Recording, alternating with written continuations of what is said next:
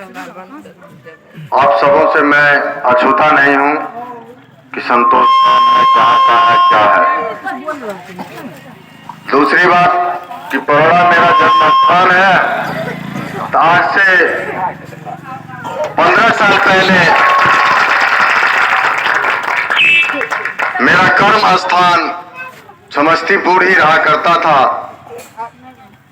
जिस चीज से आप लोग अवगत हैं कि मैं आपके गांव में, आपके मुहल्ले में 15 साल पहले चिमनी का स्थापना किया था, जो आज भी चल रहा है।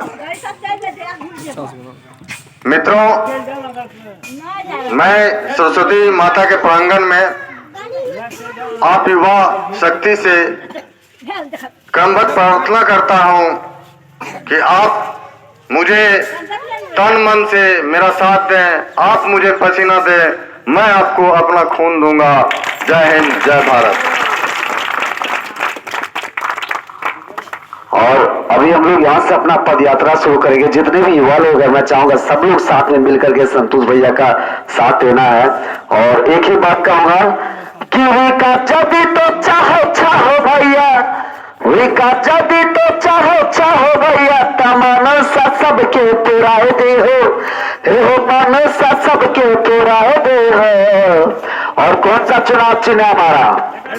लेटर बच्चा, लेटर बच्चा पुत्र बचन दबाओ के ममता कुमारी के जिताए दे हो। लेटर बच्चा पुत्र बचन दबाओ के संतोष भैया के जिताए दे हो। और मुझे लगता है कि अभी हम सबको अपनी पदयात्रा चालू करनी चाहिए। यही सब लोग